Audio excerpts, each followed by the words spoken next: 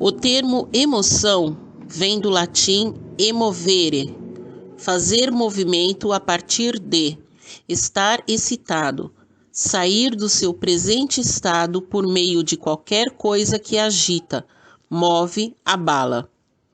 Rosel, Emanuele e Modio, 2004, página 317. Nesse sentido, a emoção é algo que parte do interior e que tende a ser exteriorizado, implicando uma relação com o meio. Autores como Gosse, 2005, debruçaram-se sobre as teorias do desenvolvimento da criança a nível afetivo e intelectual. Alsina, 2000, considera que as crianças muito pequenas são capazes de expressar emoções mesmo antes de saberem nomeá-las. Por exemplo, uma criança de 8 meses é capaz de decodificar as expressões faciais de seus pais. É importante conhecer as fases críticas e os comportamentos característicos do desenvolvimento para melhor adaptar o ensino das emoções aos sujeitos em particular. Ainda para Alsina, foi no século XX que houve um despertar para a revolução emocional, o que se repercutiu na sociedade em geral e na psicologia e na educação em particular. Este boom deu-se, entre outros fatores, a um aumento de estudos sobre as emoções, a estudos da neurociência e a projeção midiática conferida a Goleman com a publicação da obra Inteligência Emocional em 1995. Autores afirmam que existe uma inteligência intrapessoal e outra interpessoal, também designadas por inteligência emocional percebida e inteligência emocional social, respectivamente. Ramos, 2007. Goleman, 2003, estabelece um paralelismo entre QI e competências pessoais relacionadas com a inteligência emocional, comprovado por estudos longitudinais realizados em alunos com diferentes níveis de QI. Os resultados obtidos vieram comprovar que elevados valores de QI não são a chave para o êxito. Inversamente, indivíduos capazes de lidar com a frustração, de controlar as emoções e de estabelecer relações sociais são mais bem-sucedidos, tendendo a ser mais produtivos, mais bem remunerados e a ter maior estatuto laboral. Considera ainda que a inteligência emocional é a competência que as pessoas têm para se automotivar e fazer face às frustrações, para controlar os seus impulsos, adiando o prazer da recompensa, para fazer autorregulação do estado de espírito, impedindo que o desânimo controle ou reprima a capacidade de pensar, fomentando ainda o sentimento de empatia e de esperança. Santos, 2000, preconiza que a educação emocional vai permitir recorrer à energia psíquica do pensamento e a adequar a atuação das pessoas num contexto específico. Alsina, 2003, então defende que a educação emocional é um processo contínuo de aprendizagem ao longo da vida, podendo ser encarada como uma forma de prevenção, visto que previne ou minimiza a vulnerabilidade face a contextos adversos. O que são emoções? Por que sentimos emoções? Veremos agora o que o estudo científico das emoções tem revelado sobre um dos aspectos mais fundamentais da nossa existência, que marcam os melhores e os piores momentos das nossas vidas.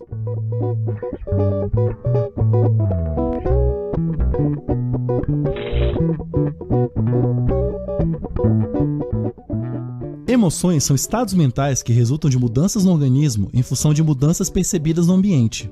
Esses estados mentais direcionam nosso comportamento visando aumentar a nossa capacidade de se adaptar a mudanças no ambiente. Nem sempre as emoções nos levam às melhores ações possíveis dentro de um contexto, mas de maneira geral elas são úteis e nos ajudam a nos proteger.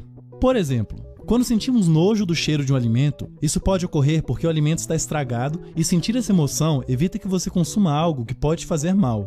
Mas quando você sente medo até de estar na presença de outras pessoas e de interagir com elas, como acontece com pessoas que possuem fobia social, claramente essa emoção não te leva a um comportamento razoável. Existem pelo menos 7 emoções básicas e encontradas em praticamente todas as culturas ao redor do mundo: raiva, nojo, desprezo, tristeza, susto, felicidade e medo. Todas elas são facilmente identificáveis na face humana. Além das emoções básicas, também existem emoções que variam entre as culturas, como culpa e vergonha. Todas elas têm como características o fato de serem iniciadas rápida e espontaneamente, resultarem de uma avaliação automática do ambiente e durarem pouco. Na psicologia, consideramos que sentimentos são diferentes de emoções. Os sentimentos são o resultado da experiência subjetiva que temos ao vivenciar uma emoção. Ou seja, é a interpretação que fazemos do que aconteceu conosco quando sentimos uma emoção. Quando dizemos que estamos amando, felizes ou tristes, estamos expressando a nossa percepção sobre o que aconteceu conosco durante uma situação emocional. Em uma pesquisa sobre esse assunto, era pedido para as pessoas que elas tomassem o medicamento sem saber quais eram os efeitos dele.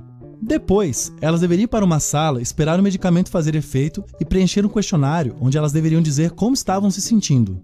Elas não sabiam, mas esse medicamento era uma dose de adrenalina. Na sala onde as pessoas estavam, havia outra pessoa, que dizia estar participando do experimento e que tinha tomado o mesmo medicamento. Essa pessoa dizia estar agitada e demonstrando alegria para um grupo de participantes, ou agressiva e demonstrando raiva para outro grupo. Todos tomaram adrenalina, mas aqueles que foram para a sala onde havia alguém alegre afirmaram que o remédio os deixou alegre, e os que estavam acompanhados de alguém mais agressivo relatavam estar com raiva. Essa pesquisa mostrou que, para a experiência da emoção, não basta levar em conta apenas mudanças fisiológicas. O rótulo que atribuímos a uma emoção também é importante. Não é à toa que muitas vezes temos dúvidas sobre o que estamos sentindo.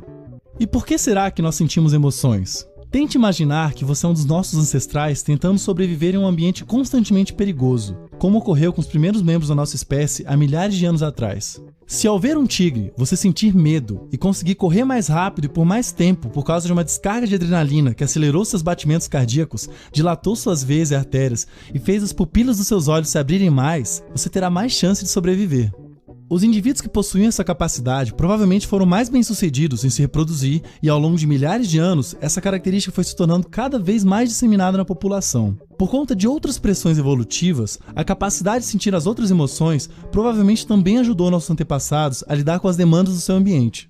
Ao estudar a experiência humana, bem como o comportamento humano, a psicologia não pode eliminar a noção de emoções de suas explicações. Da perspectiva evolucionista, as principais motivações do ser humano são comer, reproduzir e sobreviver. Mas se tivermos nojo, não comemos. Se não tivermos medo, não evitamos os riscos. E se não sentimos prazer, não teríamos nos reproduzido. A nova Base Nacional Comum Curricular prevê o desenvolvimento de habilidades socioemocionais dos estudantes. São competências como autocontrole, empatia, perseverança, entre outros. E um estudo feito pela Universidade Federal do Rio de Janeiro já revela avanços nestas habilidades, pelo menos para 9.600 estudantes com idades entre 10 e 17 anos que responderam a uma pesquisa. Esses alunos já participavam do programa Semente, que é voltado para o desenvolvimento social e emocional. Quem vai explicar para a gente tudo sobre este estudo é o Eduardo Calbucci, que é diretor do programa Semente. Eduardo, muito obrigada por participar aqui com a gente. Eu acho que quando a gente fala de habilidade socioemocional, se a gente não der os exemplos, às vezes a pessoa fica muito num campo de ideias, né? O que são, então, essas habilidades socioemocionais? Existe uma organização nos Estados Unidos chamada CASEL. É uma espécie de ONG, uma fundação que há mais de 20 anos faz pesquisas na área de aprendizagem socioemocional. E o CASEL nos ajuda com essa resposta. Por quê? Porque ele define 5 grandes domínios do que a gente chama de aprendizagem socioemocional: autoconhecimento, autocontrole, empatia, decisões responsáveis e habilidades sociais. Então, educação emocional seria processo educativo direcionado a conhecer, nomear as emoções, reconhecer a presença delas, seus gatilhos, prestar atenção no que elas falam sobre nós, o que elas querem transmitir de informação. Várias ações envolvidas no processo que aprendemos ao longo do nosso desenvolvimento. Simplificando, é a pessoa saber o que ela sente, sabendo o que ela sente, lidar bem com essas emoções. A empatia é se colocar no lugar do outro, quer dizer, estabelecer boas relações. As decisões responsáveis e as habilidades sociais, na verdade, misturam um pouco de tudo isso.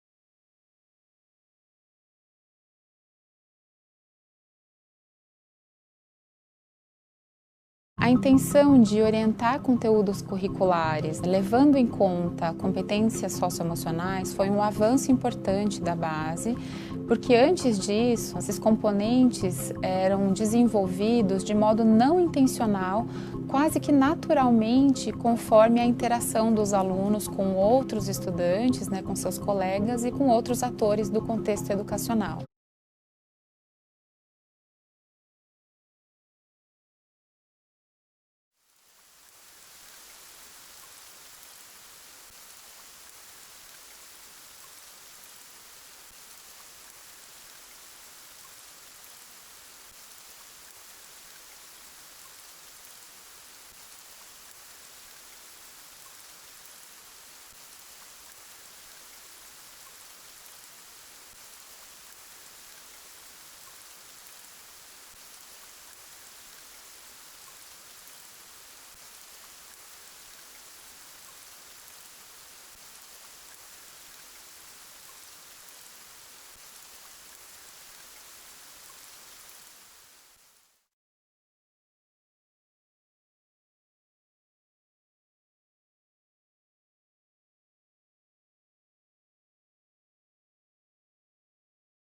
Quando eu falo em educação integral, eu estou falando na plenitude de todas as pessoas, e não apenas em mim. Isso significa você desenvolver não apenas habilidades cognitivas, aprendizagens escolares, para a pessoa ir muito bem no campo profissional, mas pessoas que sejam humanas, pessoas que saibam respeitar o outro, pessoas que saibam conviver, tenham amabilidade, pessoas que tenham a capacidade de autocrítica, de autogestão, saber compartilhar, saber colaborar. Porque a escola também é o ambiente em que esses elementos podem se desenvolver. Desenvolvimento pleno nesse contexto da educação integral significa formar para a autonomia, ou seja, formar para que os estudantes, ao final de uma educação básica, consigam buscar de forma autônoma o seu desenvolvimento como pessoas, o desenvolvimento do seu projeto de vida e também enfrentar os desafios, enfrentar as demandas do século XXI, de uma sociedade que é volátil, que é incerta,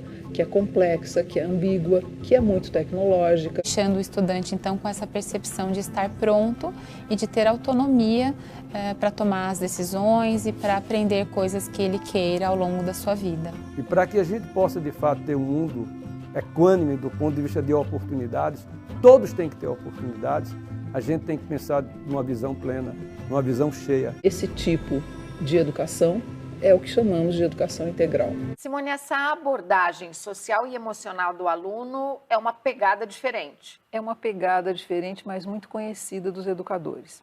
A Base Nacional Curricular Comum, ela traz essa questão da dimensão socioemocional e não é exatamente uma criação da base, mas a base, ela capturou uma forma que os educadores já pensam.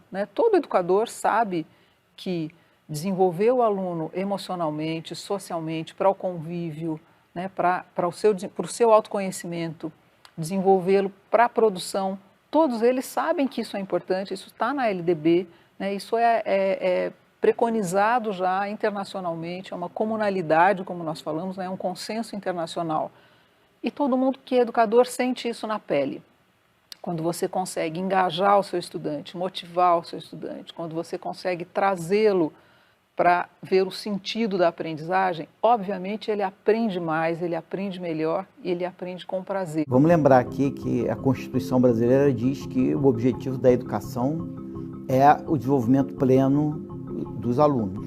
Nós hoje no Brasil nós temos uma crise educacional que tem a ver um pouco com o desapego e a perda de interesse do jovem na educação que nós estamos oferecendo em grande medida Brasil afora. Quer dizer, o jovem, na verdade, ele percebe uma certa desconexão entre a educação que nós estamos oferecendo e a educação que ele gostaria de ter. E então a educação integral, mais do que ser um mecanismo de garantir e buscar um desenvolvimento pleno, ela é aquilo que vai ressignificar a educação e trazer a educação brasileira mais perto daquilo que o jovem brasileiro está atrás. Isso a base enfatiza enormemente. Então, ela repete isso em algumas competências gerais, o autoconhecimento, a tua capacidade de propor um destino e um significado para a sua própria vida.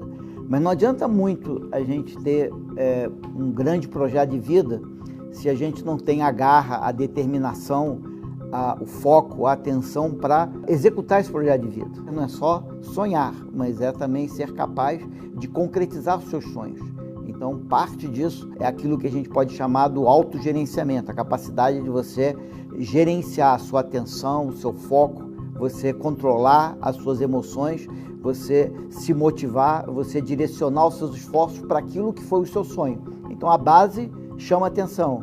Gente, temos que em cada escola, todo dia, desenvolver nas nossas crianças, adolescentes e jovens a capacidade deles de se autoconhecer e sonharem, mas também a capacidade deles de focarem, realizarem esses sonhos. A gente tem que desenvolver na escola também a capacidade de viver e se desenvolver de uma maneira positiva e construtiva em sociedade. Então a base chama atenção.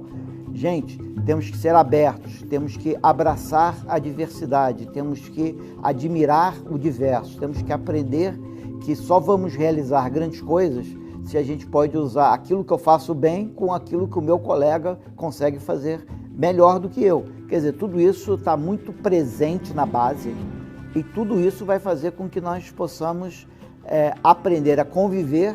E se nós aprendemos a conviver, nós vamos aprender a criar uma sociedade muito mais solidária, muito mais respeitosa da diversidade e vamos criar um país melhor. A base nacional comum curricular é muito bem-vinda e eu acho que ela vai ajudar muito a educação brasileira a alcançar a meta que sempre teve presente de buscar uma educação plena para todos.